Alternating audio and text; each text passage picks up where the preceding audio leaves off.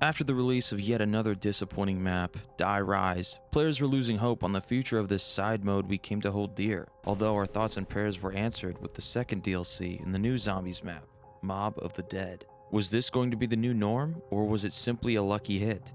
After more waiting, DLC 3 Vengeance was released to us on July 2nd, 2013, and a month later for anybody without an Xbox. With that came a new Zombies map for us to sink our teeth into. Will it live up to the previous map's reputation? More importantly, will it continue the exciting atmospheric storytelling of this beloved game mode? Anyone who wanted to know had to jump straight into the new map, Buried.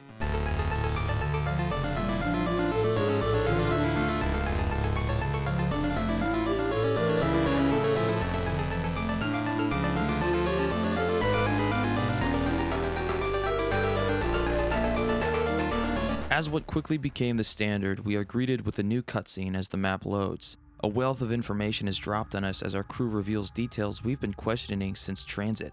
We're not sure how we escaped from China and Die Rise, but we've been walking the desert for days now. We take some time to rest as we recollect on past events and reflect on the state of the world.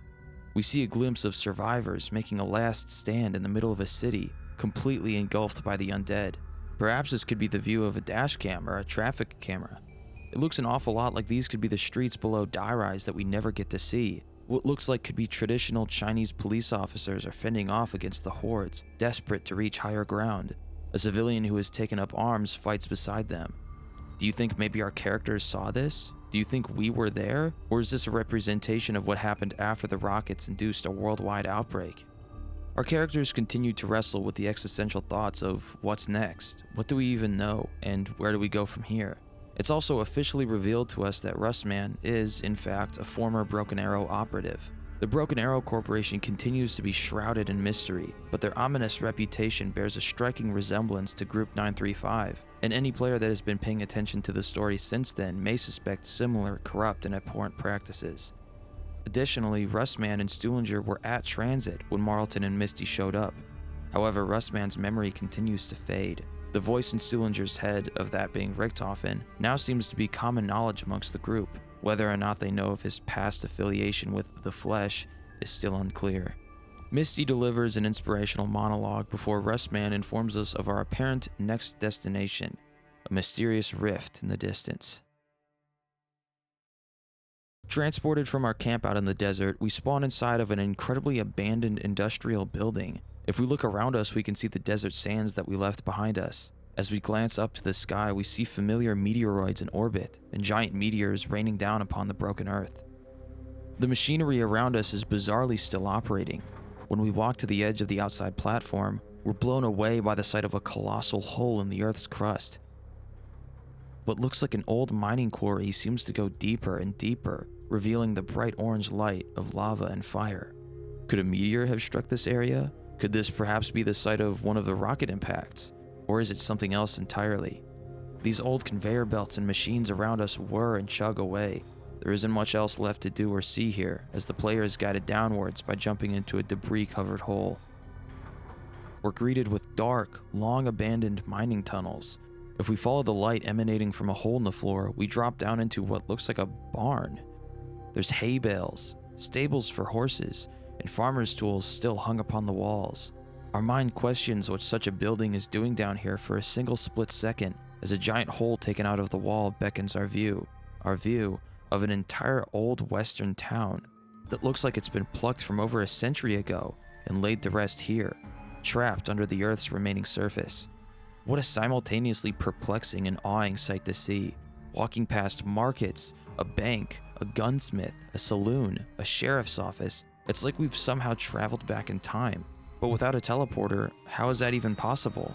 If our characters had trouble with finding answers to everything else they've witnessed, this must be the strangest occurrence yet. It makes you wonder what Rustman meant about this rift he spoke of, and better yet, what properties it contains.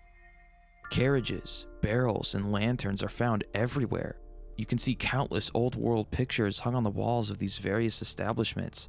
You quickly become acquainted with the dirt, sand, and debris that litters everything.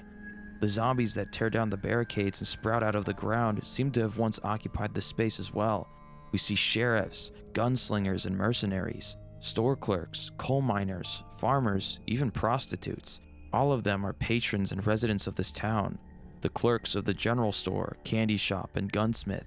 The mercenaries who could be guns for hire or sworn sheriffs of the town. Miners who worked the numerous abandoned mines surrounding us. Farmers who once provided food and cared for animals, and the prostitutes who roamed the saloon. They all walk this town like they once did a long time ago, but now in a completely different way. Everything here seems authentic. Is there any way that this town could be fake? Could it be an acting set? Or is this really the mysterious outcome of this rift that's being thrown around? Maybe this town has been cursed. All we know is that ever since transit, we've learned to not trust anything. Only harder is it to trust someone. After some time wandering around this town, through decrepit, crumbling buildings, jumping from rooftop to rooftop, and walking the narrow, dangerous remains of the abandoned railways, there's something about this environment that seems different from everything else we've experienced. It almost feels sterile. You can't put your finger on it. From walking aimlessly, sooner or later you'll wind up near the sheriff's office. As you step closer and closer, the hairs on your neck stand up as you hear this sobbing echoing from the inside. From taking a look ourselves, we meet this giant man who's still alive, locked in this cell. How did he wind up in there? Was it for his own safety, or did he commit a crime? We find the keys right next to the door and decide to let him out, regardless of how foolish such a decision may be. Quickly we learn of his appetite for booze and candy, something probably everyone who used to live here indulged in. After some time spent around him, we still can't shake this strange feeling about him. He doesn't speak, he only whines and groans. He kind of acts like a child. It makes you feel sad for him, or scared of what he can do to you. Though we'll form a mostly trustworthy bond with him, it always seems odd when you think about the nature of it. How long has he been here? How has he survived? Why isn't he a zombie? After freeing that man from his cell, employing his help to open up doorways by paying him with booze, there's still more of this town left to explore. We take a walk through the candy shop and end up in front of this courthouse. Inside, chairs are piled up and nooses are strung from the balcony. It's the most visceral thing we've seen in this town yet. Now is where that indescribable feeling from before comes to a head. You take a moment to think, realize there's no blood anywhere. There isn't a single sign of a struggle to be seen at any place on this map. Only signs of a town that's long since been abandoned and ravaged by rockets, meteors, and constant tectonic shifts. Perhaps this really is an authentic Western town, but we still don't know how it ended up here. The fact that no one is wearing a suit or normal clothes to be buried in dispels the theory that the undead we fight here were buried here. It definitely makes this whole place seem off in a way we've never experienced before. Something about it just feels uncanny. From visiting places like the saloon and the candy shop, especially from standing inside the courthouse, when everything is still, silence does not fill the air. Instead, we hear this ethereal whistling in the wind, covering these faint whispers in the distance. If we step foot outside of the courthouse and look down the road, we lay our eyes upon a grand manor that towers up and over the town in its menacing presence. As we step closer, further embroidering ourselves in the dark, we see a church still standing, but has been gutted from the inside out. The whispers in the wind grow deafening. Laughter and cries can be heard all from the direction of this terrifying mansion. The surrounding trees stand violently dead, their branches sharp enough to cut through flesh. Once we clear the debris in front of the gate, the whispers now form complete, coherent sentences. Your skin crawls every second longer you stand there. The ghostly apparition of a woman calls your view to the window as she vanishes, then reappears. Her pale, white appearance is different from every other being we've seen. She seems to be neither alive nor dead. The whispers taunt you, beckon you to step inside. The moment you do, a haunting feeling washes over you. We're greeted with a house in such disarray, worse off than any building we've seen. As soon as we jump down to the floor, we're rushed with countless spawns of the ghostly woman we saw before. With no way out but forward, we're forced to continue through the endless oncoming waves of this restless spirit.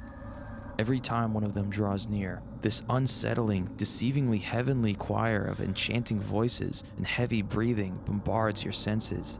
It has you constantly looking over your shoulder in every dark corner, not knowing where she could appear next. We notice she's wearing all black, fanciful clothing that is incredibly fitting of funeral attire.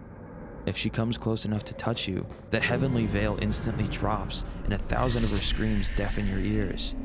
If you do experience a close enough encounter, you'll be able to see the wet trails of tears that streak down her sorrowful expression on her pale face. Frantically fighting off these duplicates of this troubled woman, we continue to quickly move through bedrooms, behind the walls, through hallways adorned with creepy pictures that feel like they're staring right at you. As fast as we can, running from room to room inside these endless, windowless walls, we're eventually given our only escape route through the atrium at the back of the mansion.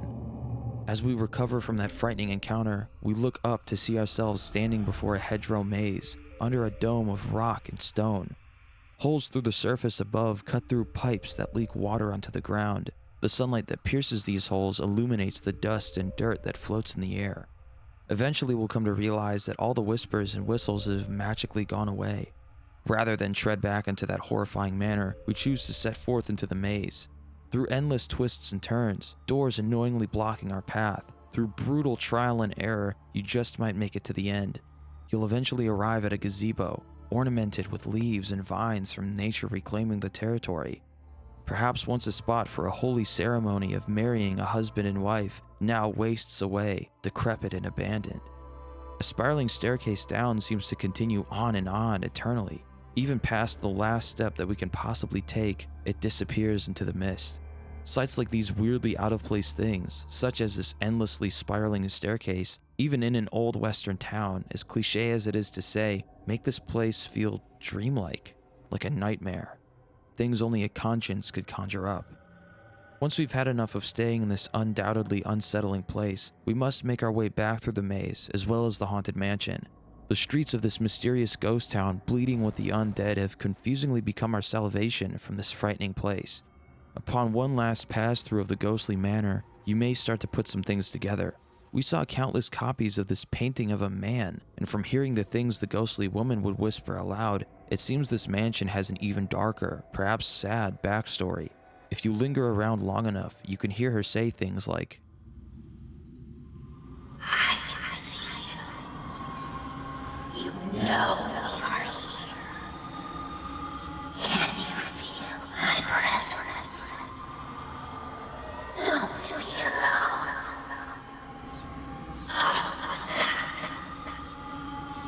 No one can help you. Where are you going? You will stay forever.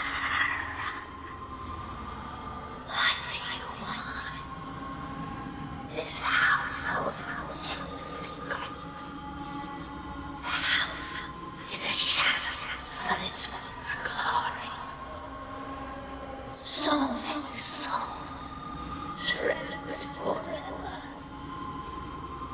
This is my house. Look behind you.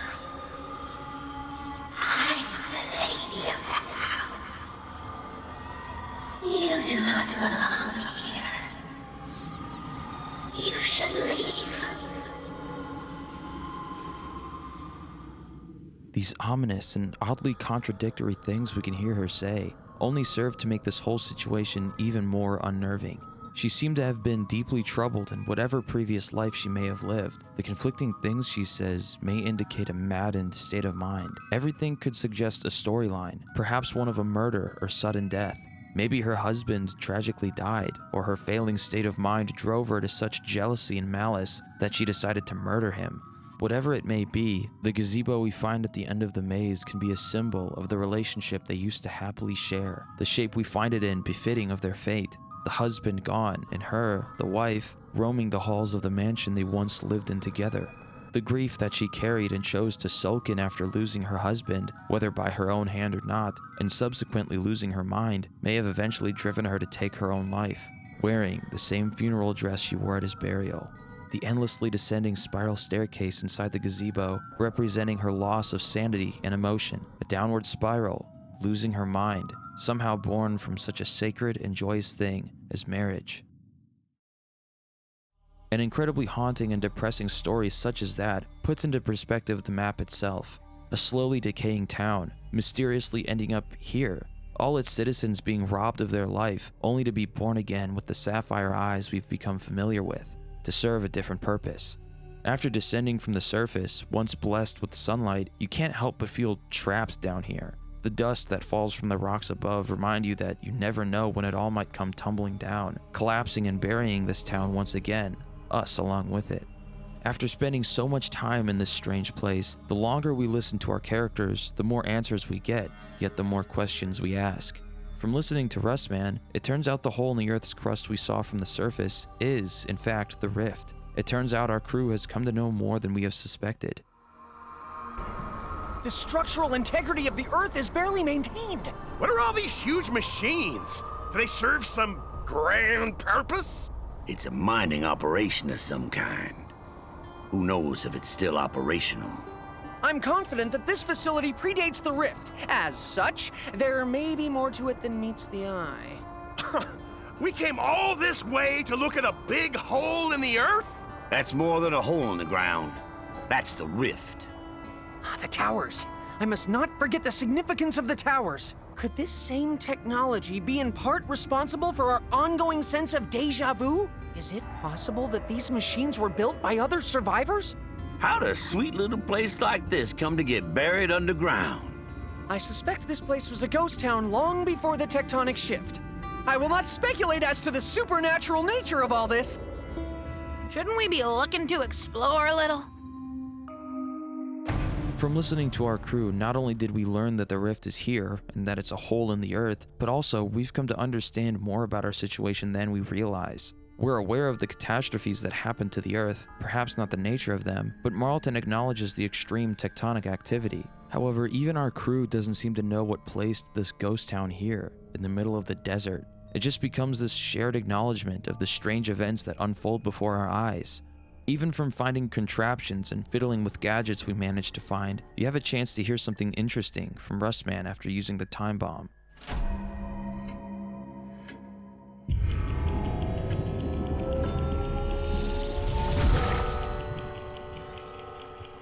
Did we just get zapped like we do with the teleporters? As we learned in the intro cutscene, Rustman is a former Broken Arrow agent. Is this how he became familiar with teleporters? After World War II, when we split Nazi Germany's technology with Soviet Russia, did some of Group 935's technology fall into our hands? Could it be as simple as Broken Arrow being the American version of Group 935? Regardless if it's a simple line of dialogue, it makes you wonder what things Rustman did back then. What responsibilities he had to uphold, what secrets he had to keep. Is he more sinister than just an old, feeble, aged man? The crew never really had time to answer these questions, it seems. If you think back to when we arrived here, you may recall a familiar man speaking over the radio, giving us directions, urging us to follow his path. That voice you will know very well is Ludwig Maxis, if you have at all heeded his instructions in the past maps. Even with Richthofen actively in Stuhlinger's head, the crew continued to follow the old man's instructions, eventually leading us to a fate we could have never foreseen. After doing everything that has been asked of us, we stand, our boots in the sand under the desert, exhausted. I can only imagine how the burning sun feels through the holes in the surface as it hits our sweat-drenched skin. Standing there with no energy left, the ground begins to shake as that voice plays over the electronics once again.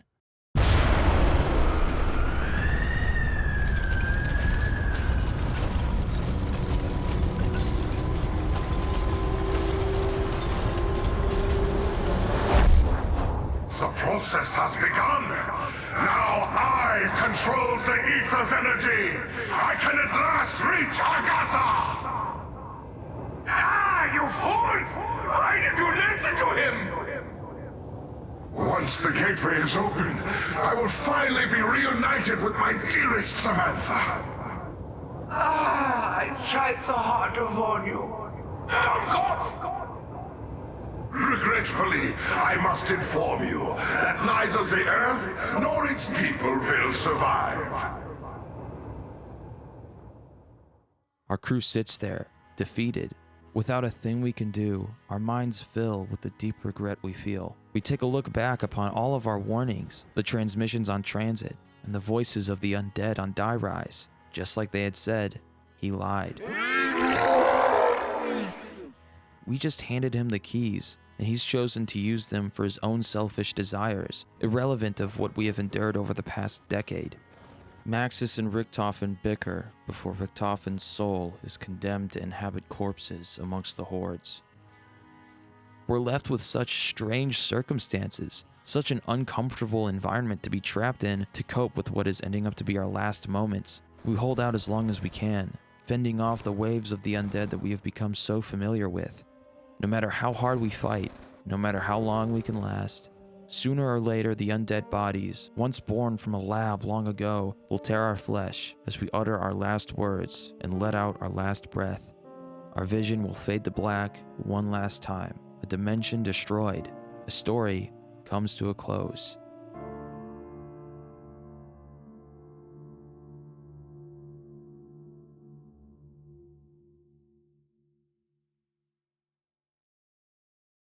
And that is the story of Buried and the end of the Victus crew. Well, at least it was before Black Ops 4 came out. Despite how I may have made it sound, Buried is not a very scary map. It definitely has its moments. The claustrophobic atmosphere is definitely present. The witch's house can be pretty scary, and the lack of environmental storytelling related to survivors can make this map seem a little eerie at times. However, there is a distinct lack of horror and a serious tone in my opinion. Regardless of that, this map has an amazing atmosphere. Even with the absence of the horror we've been used to, it still has a clear and consistent vision and aesthetic. And that is leagues above what I can say for anything put together nowadays. The old western town is a very unique setting. It hasn't been done before, and from the nature of the storyline, something like that could have easily felt incredibly out of place. Like I said about Die Rise, not every map can be a conspiracy. In this case, not every map can be scary. In my opinion, I prefer the more serious tone and horrific atmosphere. I think the characters give enough comic relief, especially the Victus crew. Buried is undoubtedly more fantastical and less serious. I don't think that's necessarily a bad thing, I just think it could have been done better with a more serious tone and scary atmosphere. Perhaps I just long for the old days of actually scary zombies maps. They definitely could have made the old western town absolutely horrifying, and not only does it lack in the scare factor, but also in the storytelling department. Like I said, we see no signs of a struggle on the map. The only blood I could find were red pixels on the nooses in the courthouse. I think it would have been much more interesting to see the environmental signs of desperation and deadly encounters. More blood left around the map, maybe even dead bodies littering the rooms. I always thought it would have been cool if there were bodies on the floor or laid against the wall that woke up after you opened the door to the room. I know Black Ops 6 did that, I think, but it would have been so much cooler in these older games where you didn't have a giant fucking name tag over every single zombie, immediately taking you out of the immersion.